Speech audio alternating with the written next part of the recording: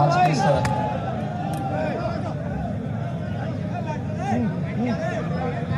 सम्मेलन में मंच पर उपस्थित भारतीय जनता पार्टी के प्रदेश के कर्मठ और लोकप्रिय अध्यक्ष माननीय श्री स्वतंत्र देव सिंह जी, उत्तर प्रदेश सरकार में मेरे वरिष्ठ सहयोगी उप मुख्यमंत्री डॉक्टर दिनेश शर्मा जी,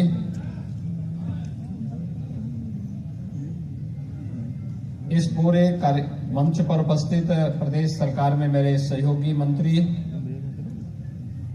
श्री नंद गोपाल गुप्ता नंदी जी, भारतीय जनता पार्टी के प्रदेश के महामंत्री श्री जेपीएस राठौर जी, इस पूरे कार्यक्रम के संयोजक पूर्व मंत्री श्री नरेश अग्रवाल जी, मंच पर उपस्थित श्री उमेश मोदी जी, ब्रजेश शुक्ला जी, अशोक अग्रवाल जी, सतनाम सिंह सेठी जी, आनंद अग्रवाल जी, सुधीर कुमार सिद्धू जी, मुकेश अग्रवाल जी, अमित अग्रवाल जी, विनोद अग्रवाल जी, सुरेंद्र अग्रवाल जी, आज के इस वैसे सम्मेलन में उपस्थित सभी प्रदेश के कोने कोने से उपस्थित भाइयों बहनों, प्रदेश की राजधानी में इतने भव्य सम्मेलन में आप सब यहां पर उपस्थित हुए हैं। मैं आप सबका हृदय से अभिनंदन करता हूं, स्वागत करता हूं।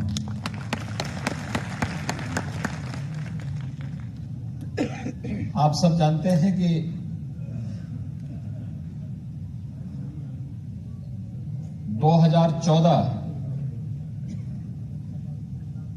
भारत की दशा को दुनिया के सामने मजबूती से बदलने और वैश्विक मंच पर भारत को एक श्रेष्ठ और समृद्ध भारत के रूप में प्रस्तुत करने का जो कार्यक्रम प्रधानमंत्री मोदी जी के नेतृत्व में आगे बढ़ा, आज उसके परिणाम हम सबको देखने को मिल रहे हैं।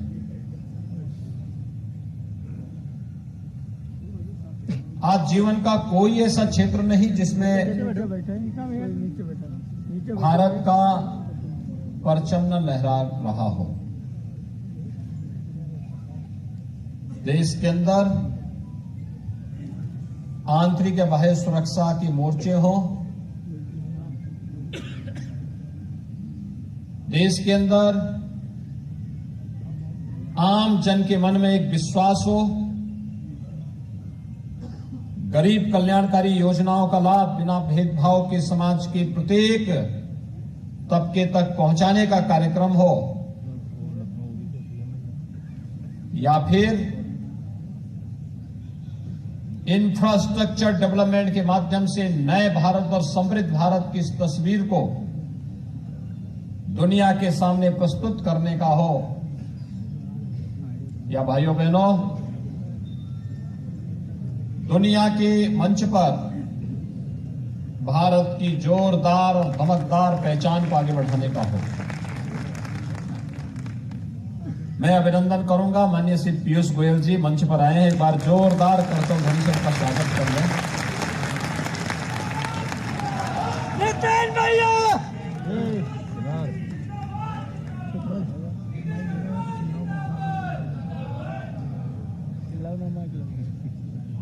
पीयूष जी इस मंच पर आए हैं।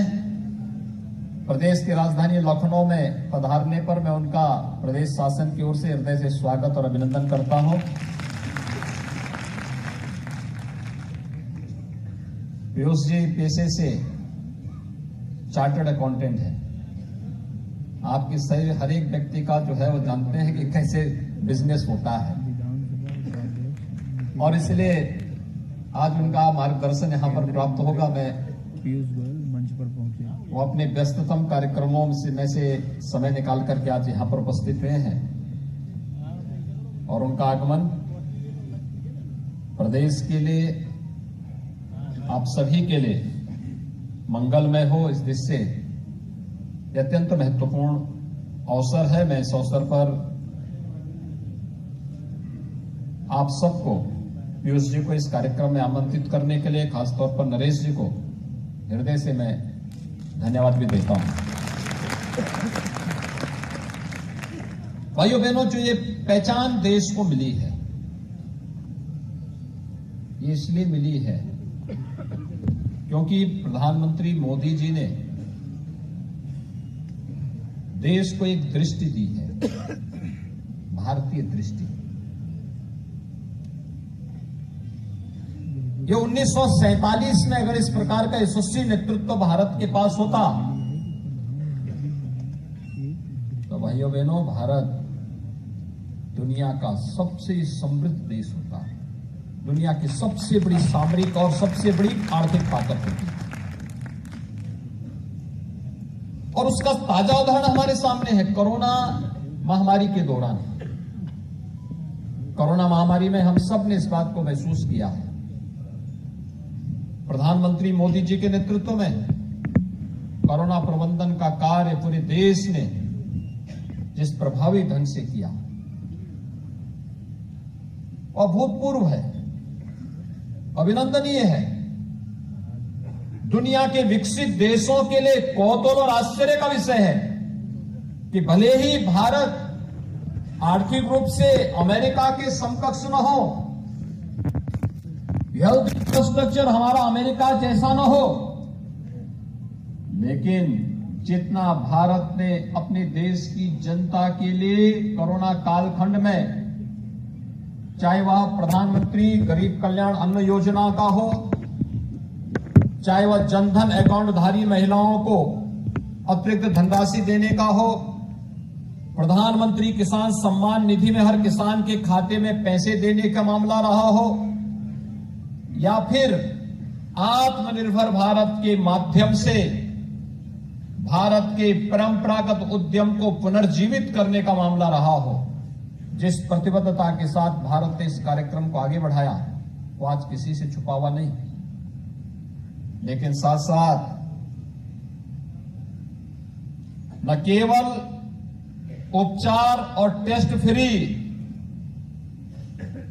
खाद्यान्न भी फ्री, और भाइयों बहनों वैक्सीन भी फ्री में वैक्सीन, सबको वैक्सीन,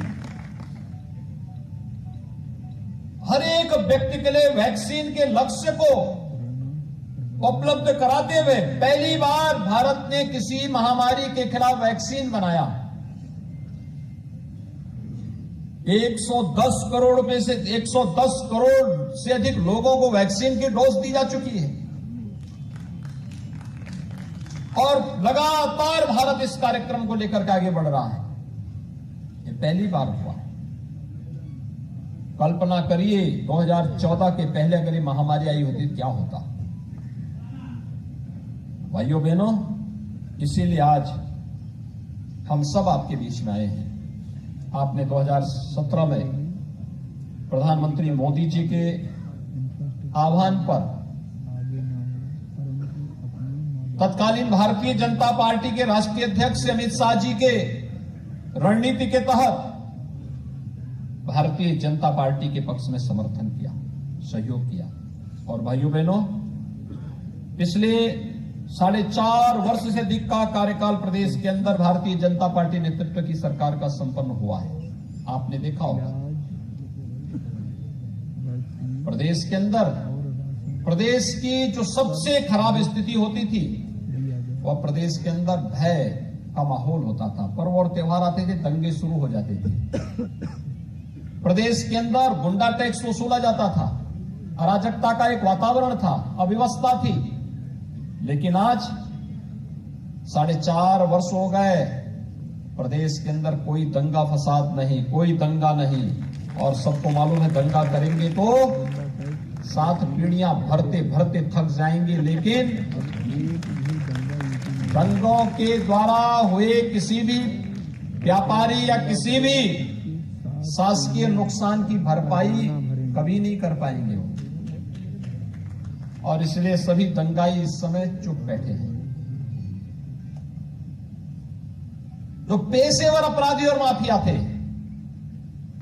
नरेश जी की उम्र तो काफी है, उनको याद होगा 1991 में विश्व हिंदू परिषद के अंतर्राष्ट्रीय कोषाध्यक्ष से नंद गोपाल रूंगटा काशी में थे, वाराणसी में थे, निर्मम हत्या कर दी गई थी, अपहरण हुआ, 1.25 करोड़ रुपए फिरौती भी लिया गया और उनकी निर्मम हत्या कर दी गई थी। आज किसी माफिया का दुस्साहस है, आज किसी माफिया में इतना दुस्साहस नहीं कि कुछ कर सके। अभी मैं कैराना गया था, अभी मैं पिछले सप्ताह गया था। 2017 के पहले कैराना और कांधला की क्या स्थिति थी, सभी लोग पलायन कर गए थे। कैराना कभी पश्चिमी उत्तर प्रदेश का एक प्रमुख मार्केट माना जाता था, पलायन हो गया था। एक छोटी सी बच्ची मुझे मिली वहां पर, मैं गया था, मैंने कहा मैं जो परिवार भाग गए थे वापस आए हैं, उसी परिवार में मैं भोजन लूंगा दोपहर का। और जब मैंने उस बच्ची से पूछा, 5वीं क्लास की बच्ची थी, मैंने उसको पूछा, मैंने कहा बेटी तुम्हें डर तो नहीं लगता है स्कूल जाने में? कहा अरे साहब अब आप है ना, हम कैसे क्यों डरेंगे? अब डरेंगे तो अपराध ही करना है। जिंदाबाद। भाइयों बहनों, प्रदेश के अंदर यह माहौल देने में हम क्यों सफल हुए? क्योंकि प्रधानमंत्री मोदी जी का मार्गदर्शन है और अपराध और अपराधियों के प्रति जीरो टॉलरेंस की नीति के तहत जो भारतीय जनता पार्टी ने 2017 में आपके सामने वायदा किया था, उसको भारतीय जनता पार्टी अक्षरशः लागू करने का कार्य कर रही है। इसलिए आज प्रदेश भय मुक्त है, दंगा मुक्त है, अपराध मुक्त है, भ्रष्टाचार मुक्त है और विकास की गतिविधि तेजी के साथ आगे बढ़ती हुई दिखाई दे रही है। आज उत्तर प्रदेश आप सबकी मेहनत और आपके पुरुषार्थ से देश की नंबर 2 की अर्थव्यवस्था बन चुकी है। नंबर 2 की अर्थव्यवस्था उत्तर प्रदेश बना है। इससे पहले क्या स्थिति थी? हम 6, 7वें नंबर पर थे। लेकिन जब इस चीजें एक साथ जुड़ती हैं तो रोजगार भी सृजन होता है, ढेर सारी संभावनाएं आगे बढ़ती हैं। और उसी में प्रदेश सरकार ने भी रिकॉर्ड मात्रा में अब जीएसटी कलेक्शन के साथ ही यह भी व्यवस्था दी कि व्यापारी कल्याण बोर्ड के साथ हम लोगों ने इस बात को कहा है, हर उस रजिस्टर्ड व्यापारी को 10 लाख रुपए का हम लोग सुरक्षा बीमा का कवर भी उपलब्ध करवाएंगे और प्रदेश ने इसको पूरी मजबूती के साथ लागू किया है। भाइयों बहनों, सुरक्षा, बेहतर कानून व्यवस्था की इस स्थिति में आज जब तकनीक का प्रयोग करने के बारे में, जिसके बारे में प्रधानमंत्री मोदी जी बराबर आग्रह करते हैं, आग्रही बनाते हैं पूरे देश को, आज उसका परिणाम है सिंगल विंडो प्लेटफॉर्म का सबसे बड़ा नेटवर्क आज उत्तर प्रदेश के पास है। निवेश करने वाले किसी भी उद्यमी और व्यापारी के लिए उस प्रकार की सुविधा उत्तर प्रदेश उपलब्ध करवा रही है। जब अनुकूल वातावरण हर एक स्तर पर होता है, केंद्र और प्रदेश सरकार जब मिलकर के एक साथ कार्य करती है, तो डबल इंजन की सरकार का लाभ आम जन के जीवन में परिवर्तन करता हुआ दिखाई देता है। और आज भाइयों बहनों, उत्तर प्रदेश ने 4.5 वर्ष के अंदर तमाम चुनौतियों को का सामना करते हुए जो तय किया है, उसके पीछे आप सबका सहयोग और इस बदलते हुए उत्तर प्रदेश को नए भारत के नए उत्तर प्रदेश के रूप में बदलने में भी हमें मदद मिली है। और इसीलिए भाइयों बहनों, आज के अवसर पर मैं आप सबसे यही कहना चाहूंगा, आज पर्व और त्योहार में कोई व्यवधान नहीं। मुझे याद है पश्चिमी उत्तर प्रदेश से जो किसान आए, जो यहां पर व्यापारी आए होंगे, जो वैश्य समाज से जुड़े हुए प्रतिनिधि आए हैं, यहां पर हैं मंच पर हमारे मुरादाबाद के मेयर भी हैं, मेरठ से हमारे पूर्व विधायक भी हैं और भी हमारे तमाम पदाधिकारी यहां पर मौजूद हैं। याद करिए, जब सावन के महीने में कावड़ यात्रा निकलती थी, रोक लगा दी जाती थी, नहीं निकलने दिया जाता था। 2017 में भी नहीं आया था। जब मैं जैसे आया तो जुलाई में मेरे सामने आया कि साहब कावड़ यात्रा को रोकने के लिए, तो मैंने कहा भी हम रोकने के लिए नहीं आए हैं, कावड़ यात्रा क्यों रुकेगी? कहा साहब कानून व्यवस्था का संकट खड़ा हो जाएगा। मैंने कहा एक बार होने ही दीजिए, कावड़ यात्रा को पूरा निकालिए, धूमधाम से निकालिए, और पूरी यात्रा निकलेगी नहीं, शासकीय हेलीकॉप्टर से हम पुष्प वर्षा भी करवाएंगे और आप करेंगे इसमें। आपने देखा होगा कावड़ यात्रा में 4 करोड़ लोग निकलते हैं, कहीं तिनका नहीं हिलता।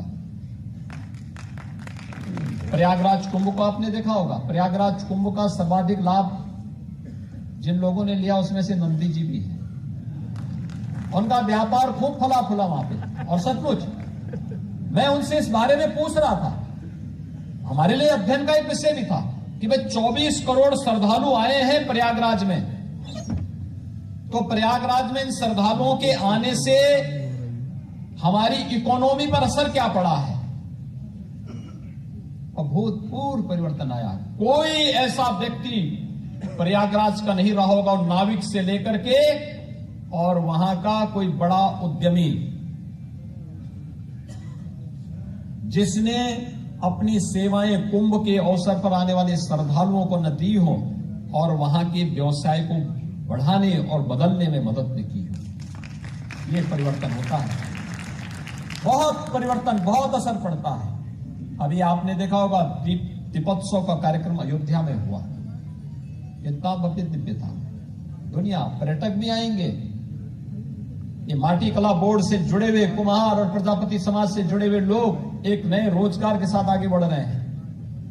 लक्ष्मी गणेश की प्रतिमा के लिए हमें चीन पे निर्भर रहना पड़ता था। Subscribe to our channel by clicking the subscribe button. Click the bell button and enjoy the latest uploads from our channel.